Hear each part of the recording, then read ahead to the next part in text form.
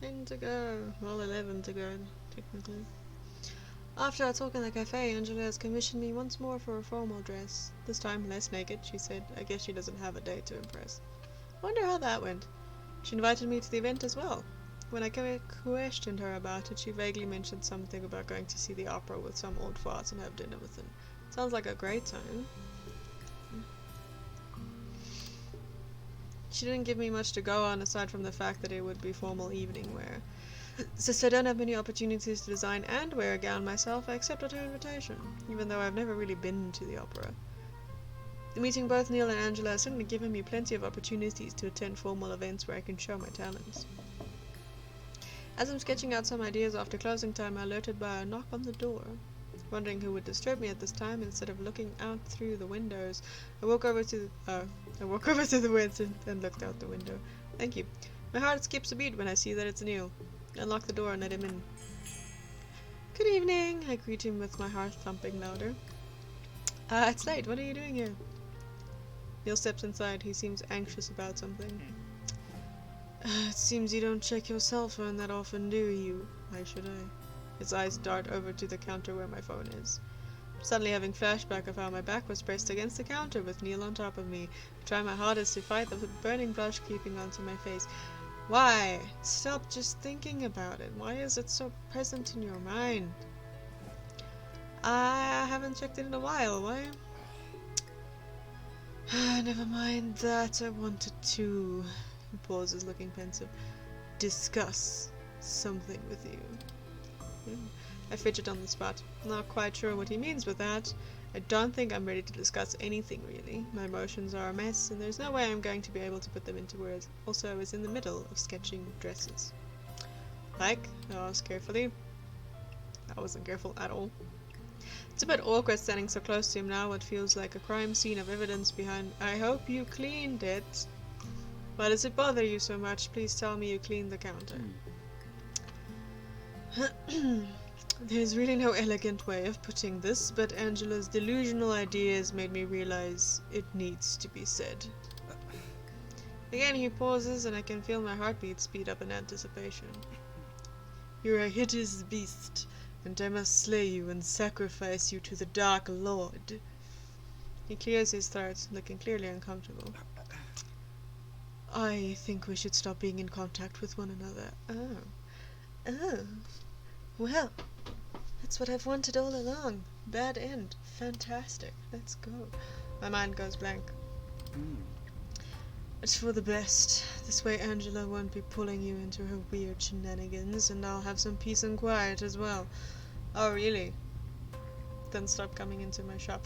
Is that what you texted me? We should see other people? And then I didn't read your texts, so you showed up and be like, did you get my text? And be like, no. My mouth drops open, completely and utterly shocked. Did he seriously just say he wants to stop seeing me? Am I being unofficially broken up with? Yes, you're being broken up with. As a friend, even. Not even friends, what are you? What? I say. There's no need to involve yourself anymore. In fact, you can pretend we never met each other at all. This music is so intense.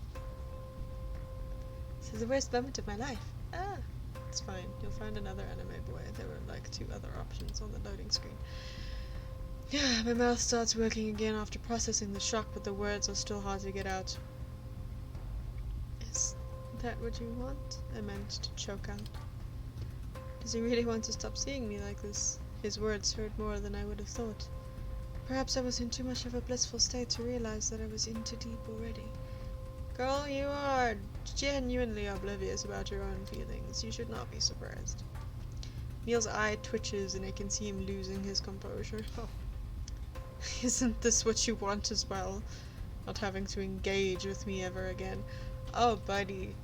That's the only thing she's ever wanted. Well, for at least like a month, I think. I lost track of time.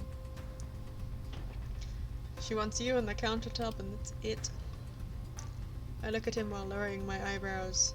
I don't know what to think or how to feel.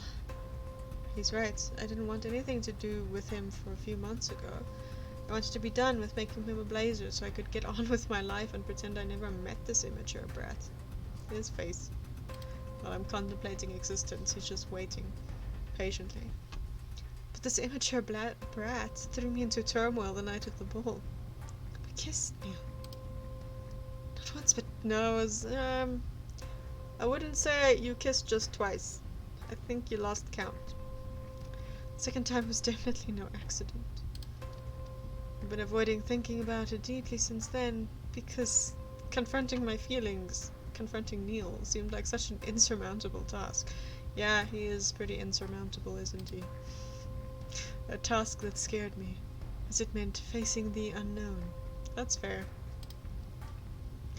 I don't know what I have with Neil. I don't know why I kissed him or why he kissed me, and these questions are burning inside of me.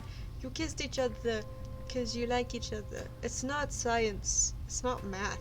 You don't have to do math again. Don't worry. Am I never going to get an answer? No. Just be straight up, I guess. No, it's not what I want at all.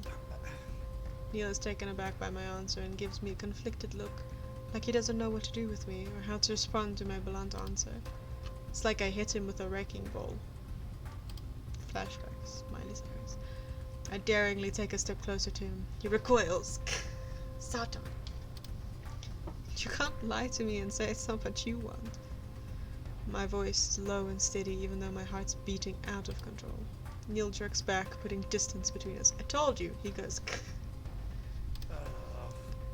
Can't you see? I'm trying to do you a favor here. Angela crossed the line. She has no right to drag you into our family business. So here I'm cleaning up her mess. You don't need to feel responsible for me. You're nothing to me. Oh. Wow. Nothing. That's something. I still live in your head rent-free, my friend. I gasped. That hurt. Oh, I'm so wounded. Take a step back, lowering my head and trying very hard not to let it get to me. My hurt is quickly masked by the anger that wells up inside of me. Do you have a lot of anger issues sometimes? Fine, I snap at him. Then leave. Don't you dare come back. The more I bite my words out, the less I feel my heart aching for him. Oh, wait until you calm down. See, it is what you want as well, he says with a nod of his head like he was right all along. Don't gaslight me. Insufferable bastard! Punch him! Punch him! Punch him! Punch him! Oh. I angrily point at my door. Leave! I yell. Neil huffs at me in anger. Goodbye. Cheers. Bye. Turns around and leaves the store, and I still gotta read his text messages. I once more collapse against my counter, but this time it's for an entirely different reason than last time. I forgot what last time's reason was. Was it because he left? I'm angry and I'm hurt, and I didn't realize Neil's words would sting so much. Then again, I don't know why I would ever delude myself into thinking Neil cared about me, even if it was just a little. He's always looked down on me anyway. Doesn't matter if I was some kind of hero to him when he was a little kid. You're ready to fight the police. That was pretty impressive as a child. After all, he's not a little kid anymore. He's a grown man making his own decisions in life. And he's decided he doesn't want to see me anymore. Sometimes you have to respect that. I check my phone real quick and notice I have 2 messages and 1 missed call from His Majesty. Both messages are him asking if we could meet tonight. My finger hovers over the delete contact button. Man, I still have numbers from people that I don't actually know who they are. Like, they're just names on my phone. I just don't delete people. Okay, what if I need their number? What if I need a cell phone number to give to someone? Just for annoying reasons. I don't know what to do. Next couple of weeks I drown myself in work. Fun.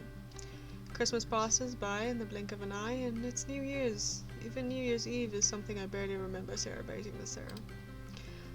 I do overtime, I sew and stitch whenever I get the chance. I'm making phone calls here and there to order fabric. I do everything in my power to keep my mind from straying too far away from work. 'Cause nothing good will come from thinking about Neil. Nope, nothing will. Angela seems to be oblivious, which is good, so she won't bug me about it. At least this whole ordeal left me behind with a good friend. I've been working on both our dresses, fit for the opera. Angela's dress is finished, so I need her to come over and do the final fitting for alterations. I managed to get Angela inside of her black dress. Oh, that's quite nice. This looks fabulous, my dear. Angela calls at me when she sees herself in the mirror. It does look nice. She makes a few flashy poses trying to look sexy and haughty. I make a few notes to tuck in some bit at the bottom end. But the dress seems to suit her just fine. I breathe a sigh of relief. My work is paid off. Angela undresses and hands it over to me. I carry it over to my sewing machine and start taking in the hem. Have you ever been to the opera before? It's nothing fancy, really. People who believe themselves too important to attend it to inflate their egos. Don't let it get to you. What about the people who perform the opera? Have you no respect for their craft? I give a small chuckle when I push the fabric along the needle. Then why did you get an invitation? Ah, well, a bit dismissive. I get invitations to a load of events and I have a network where I can, you know? And for you it's a great as well. People might want to know who made this fabulous dress. Lord knows that I've been praising your name from the rooftop since last time. And thank you for that, I say, although I've yet to hook another client such as you. Well, I guess we need to change that. No, she winks at me. I'm sure something great will happen.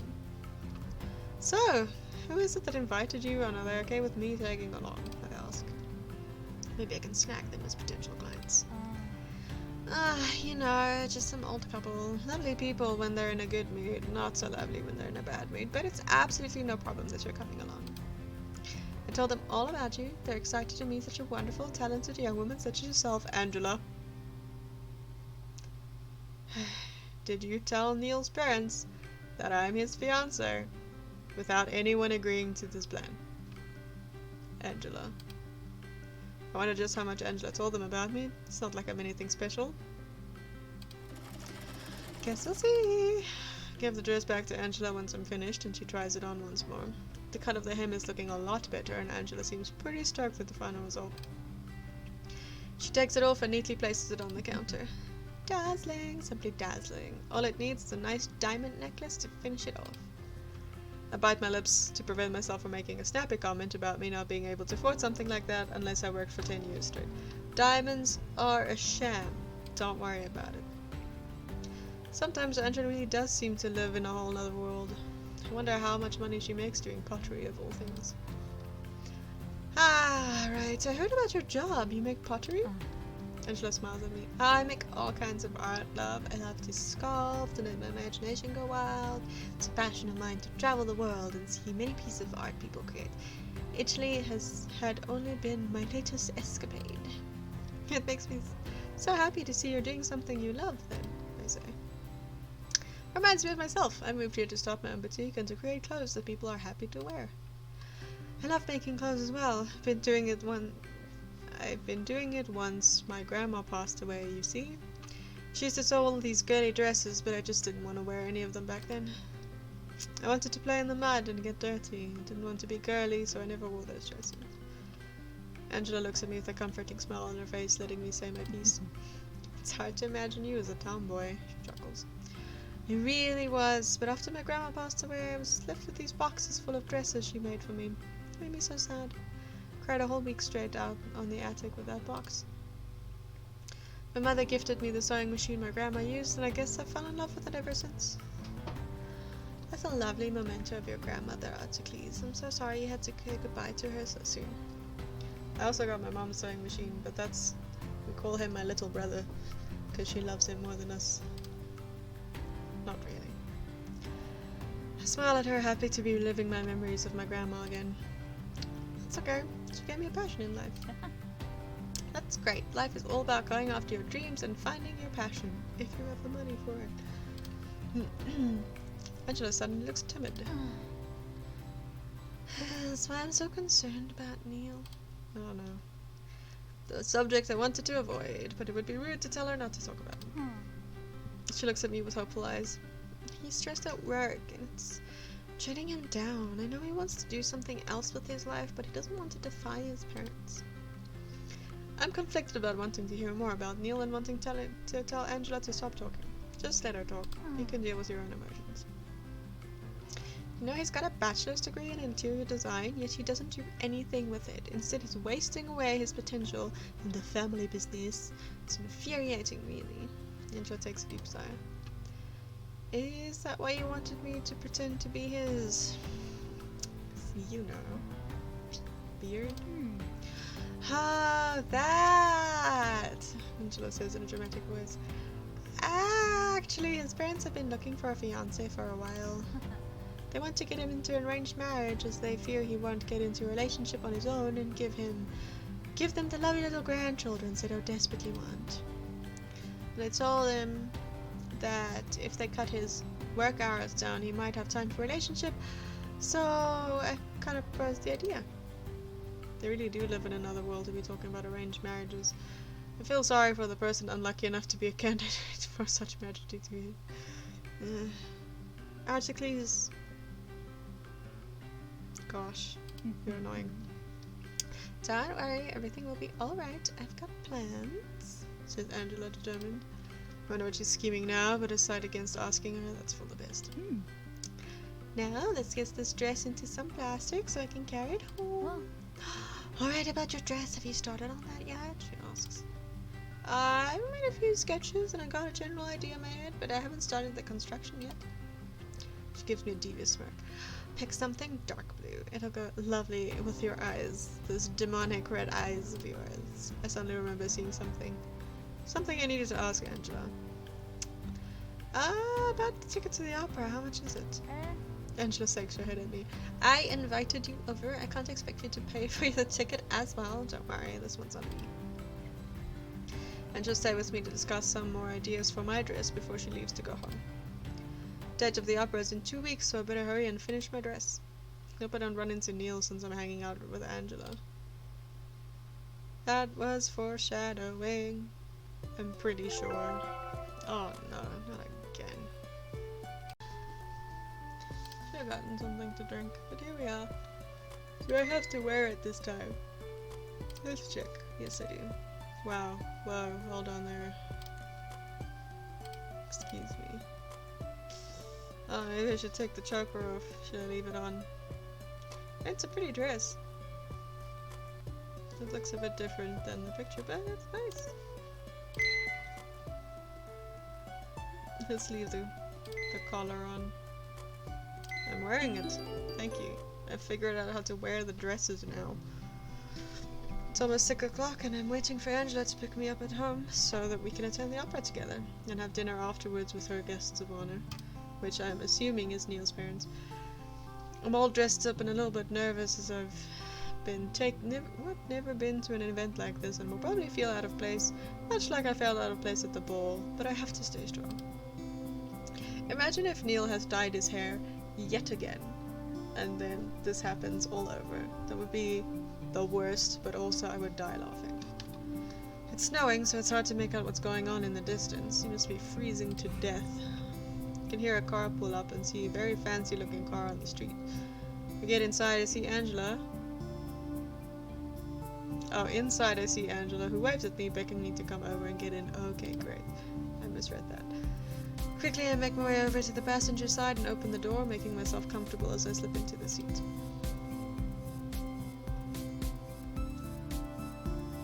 Everything on the inside is made of light white leather. It's definitely an expensive car and it's very warm too. You ready to get bored? Ask Angela with a half-hearted laugh. I smile at her and say, I'm excited and nervous. I like opera. Don't be. You probably won't even be able to follow what's going on. But the dinner won't be that exciting. But enough of that. You look lovely as always. The dress is to die for. Perfectly styled as well. So sparkly. You blush a little at a compliment. Angela presses the gas pedal and we're on our way to the opera house. I'm surprised she's driving herself, to be honest. The lobby is filled with lots of people conversing before the start of the show. We know where the toilets are. Great. Come on, let's get our seats. Angela starts to hurriedly walk towards one of the gates. Do we get snacks? It's not that kind of thing. I try to my best to keep up with her while wearing high heels. That's why I put your combat boots on under your expensive dress. We enter the auditorium, which is richly decorated with vintage designs detailed in gold flakes. In the distant stage, a large red curtain covers most of it. Tons of people are walking alongside the aisles trying to get to their seats. Angela's looking at our tickets to find the right seats, and we make our way through the ocean of chairs. We end up sitting somewhere in the back, but at least the stage is in the middle, so I look at the empty seats next to us. So where are your guests of honor? I ask. Fashionably late, answers Angela. The auditorium gets filled with more and more people as time passes. And it's almost time for the show to start. That's when I hear someone call out Angela's name from behind us. Angela gets up from her seat and greets two people with an air kiss. You made it! Oh no, hello. That is his parents, absolutely. They're an older man and woman, both dressed impeccably well. They give off this rich impression. The man is very intimidating looking, exuding a position of power. Oh no, he looks kind of average. You wouldn't have a nicer suit to wear to the opera? You look fine, Evelyn. The woman is frail and thin, but her white skin makes her look even more vintage, like she stepped out of a painting. I thought you were gonna say she looks like a ghost. But I'm rude. This is the girl I've been telling you about. This is Articles Spectacles. Did I say that right? Spectacles? It's not article spectacles, right? The man sticks out his hand and I quickly accept the firm handshake. Marcus, this is my wife, Evelyn. I'm just gonna give him like similar voices to their son, because I'm assuming that's where he learned to talk like this. Those names click something in my head. Those are Neil's parents. I shoot a dirty look at Angela, who gives me an instant smile. Hold it. Nice to meet you, I say in a low voice, and immediately take my seat again and cross my arms. Angela didn't say anything about meeting Neil's parents. Please don't let this be part of some kind of... Oh no. It's Neil, isn't it? I'm surprised you're wearing something even remotely resembling modest this time. I look up from my seat. At least he's not pretending to be someone else, I guess. Angela, you're devious. That's Neil. Wearing a dashing tuxedo makes him look sophisticated, but it's most definitely Neil. Angela, Neil says with a low growl after his eyes meet mine. Is something the matter here? Marcus inquires. Yes, there's something the matter here. Neil looks up at his father, then back at me, then back at his father, and then he's on a horse. And then finally gives Angela a deadly look. No, everything is peachy fine, father, he says sarcastically. His father doesn't pick it up. Ah, you must be Neil's fiancé. It's so nice to meet you, dear. I've heard from Angela that you design your own clothes, says Evelyn as she sits down. For a few seconds I look like a fish out of water with my mouth opening and closing at random. Pretty sure Angela set me up under the pretense of inviting me to the opera, when in reality she was letting me need Neil's parents to go through with their ridiculous scheme. Yes, we've figured this out before. Right after Neil said he didn't want to see me anymore. I could kill Angela right about now. I'm going to scorn her so much after this. Just be polite. They're people you don't know. I can't do that. That gives me too much anxiety. Oh yeah, yes I do. This dress was designed by me as well, I answer in the politest voice I can muster. It looks absolutely stunning on you, don't you think so too, Neil? Neil, annoyed, he's being asked for his opinion, simply continues to stare straight ahead of him and mumble something in agreement. Don't give me that kind of attitude, young man, says Evelyn in a sturdy voice. Compliment your date. It is only polite to do. It's nice that at least his parents were trying to teach Neil some manners, because I can recall the many times he left them at the door. Neil finally acknowledges me. You look nice. Oh, why, thank you. I know he's being forced to say this, but the word stings. Neil already made it clear he doesn't want to see me, so hearing fake compliments thrown my way only makes it worse. You don't look shit for once in your life, Neil. How fascinating. Can you imagine? Just throw him under the bus. I want to escape this hell, but I don't want to appear rude to Neil's parents who don't really know what's going on here, and it's not like it's their fault and Angela's a conniving little... I'm almost starting to sound like Neil there. This show's almost starting. Evelyn claps her hands to get our attention. Now, let's all enjoy this evening together. Speak for yourself. There's all sorts of emotions bubbling up inside me, but I do my best to stay quiet for as long as possible. I just need to get through this, then I can leave. A crowd of people rushing in to find their seats as the red curtains open up. The auditorium quiets down. You can only hear the shuffling of fabric and footsteps. A lady, wearing a very big dress, walks up onto the stage and stands in front of the orchestra. Then the violins start playing, and it sends chills down my back. It sounds so sad. Wow, the music kind of sounds like a beat to me. After a short intro of strings, the rest of the orchestra starts playing and the woman starts to sing. I'll be honest, I'm only half paying attention to the show. How dare you. I keep thinking about Neil being here with his parents and how Angela tricked me into coming along. It's simply not something I expected of Angela. I'm disappointed in you for not thinking of this. I want to leave as soon as possible. The opera slowly moves along, all the while I'm sitting on edge, and it's not because of the beautiful performance. And also, you have dinner with these people afterwards, so... Finally, the woman starts singing and the orchestra stops as well. It's an announcement they'll be back after a 20-minute break. The crowd starts to leave their seats to grab something to drink or use the bathroom. That's a good idea, my throat is killing me. I'm gonna get something to drink, I'll be right back, says Angela. She speeds right out of there.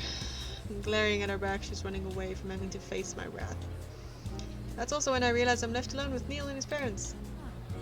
Are you enjoying the show? Evelyn asks politely. I still have to be polite, even though I can barely follow it. Oh, yes I am, it's lovely. We can never get Neil to enjoy them. I'm so glad someone his age does. Neil quietly gets up from his seat. I'm getting something to drink as well.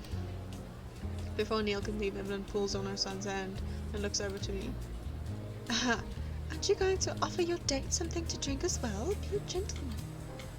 Neil looks at me. I can see he wants to roll his eyes desperately, but he's restraining himself. Would you like something to drink, Articles? I shake my head no, and as soon as Neil gets his answer, he leaves. I'm left alone with his parents, and it's making me feel quite awkward. That's weird. It's a terrible situation. So, Articles, where did you meet Neil? Oh no, Evelyn's gonna ask me things about Neil. At least Marcus seems to be staying quiet. At a cafe. I accidentally spilled some coffee on him.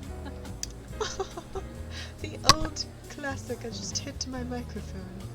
I'm happy to see you didn't sour your relationship from the start. Ah, Evelyn. I giggle nervously. That's pretty much the opposite of what happened.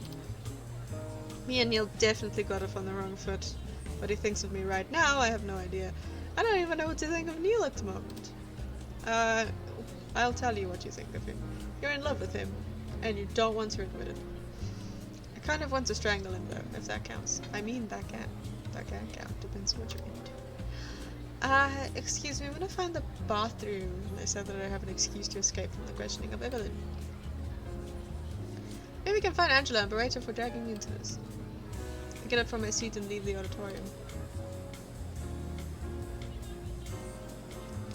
Bunch of people standing in line to get drinks or food, but I don't spot Angela or Neil anywhere. When I'm looking around for any bathroom signs, I suddenly feel my hand yanked on. I'm pulled aside against the wall away from the crowd. Harassment. Oh, it's you. Hello. What are you doing here? Neil hissed me. I don't fucking know. I glare at him. What are you doing here? I ask him as I back and I free my hand from his. Jerk. I felt the need I needed to add that. He knows.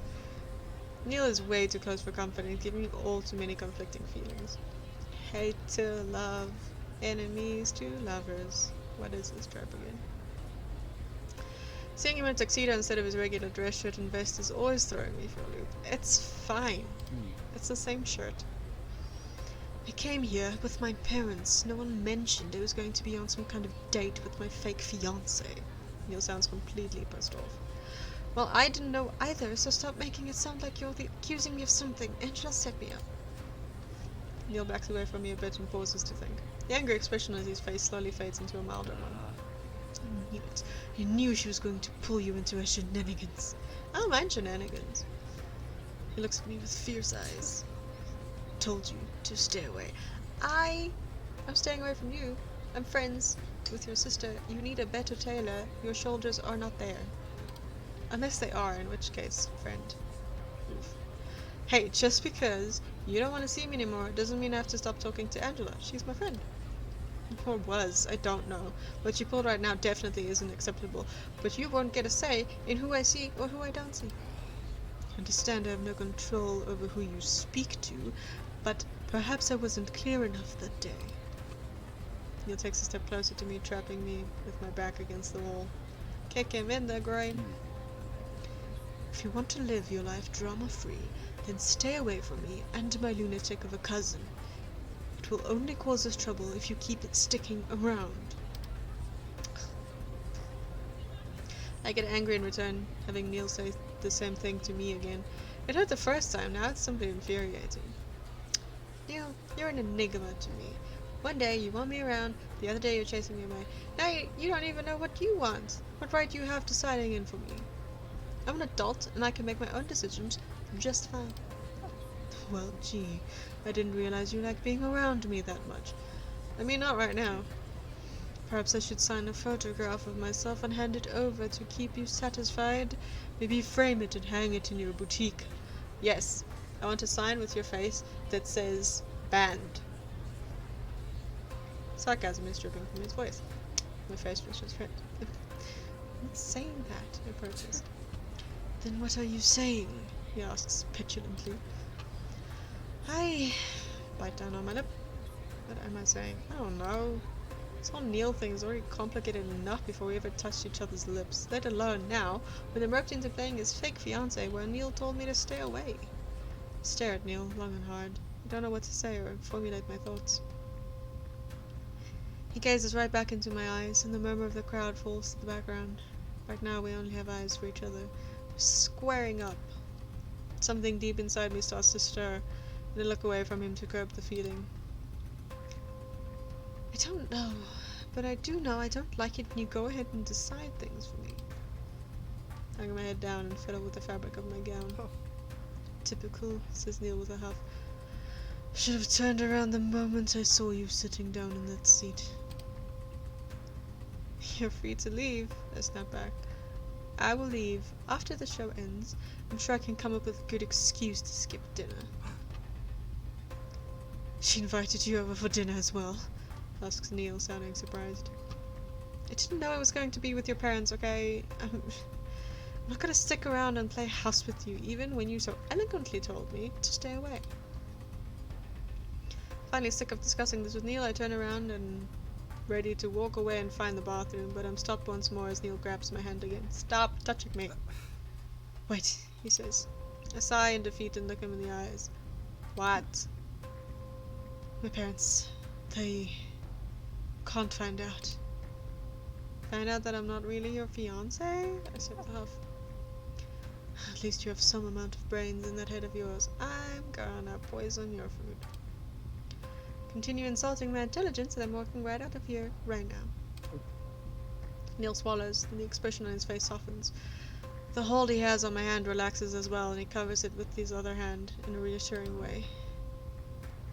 My apologies. I'm a little on edge and taking it out on you when I should be taking it out on Angela. But speechless with how fast Neil apologized for his mean comment. Unexpected, not in a million years. He's sure he's scared of his parents. Neil takes a deep breath. I know I told you to stay away from me, and I promise after this you won't hear from me again. However, I'm asking if you can hold out until after dinner before leaving. I can still salvage things afterwards.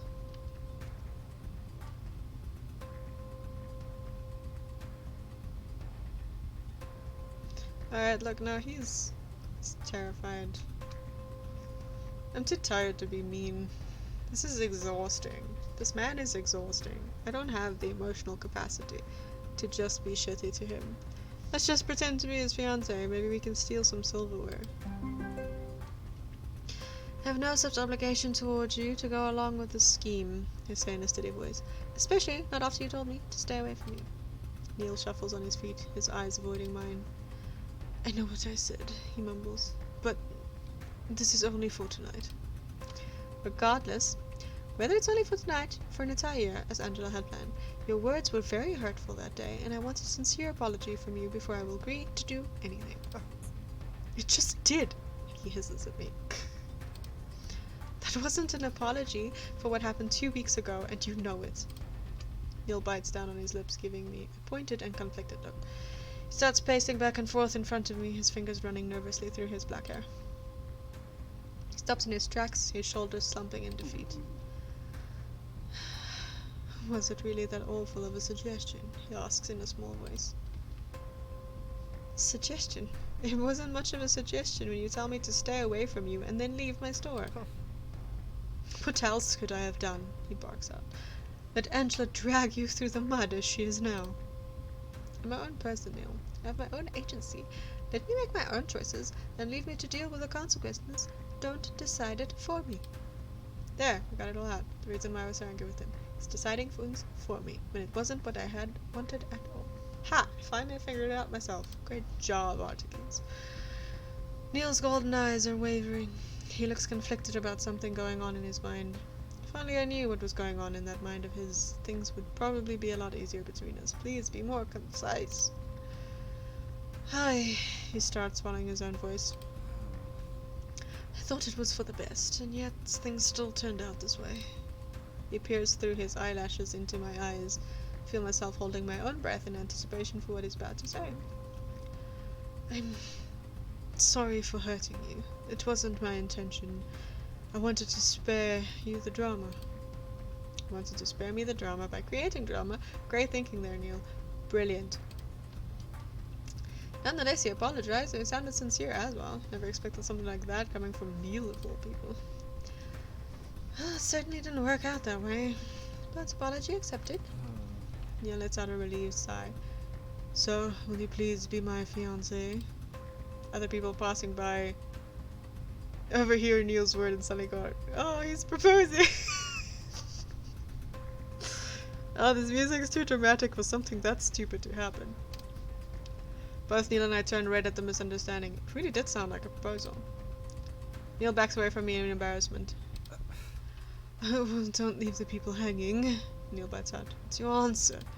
Try to control the blush on my cheeks, reminding myself this is a fake proposal, and then I think it over.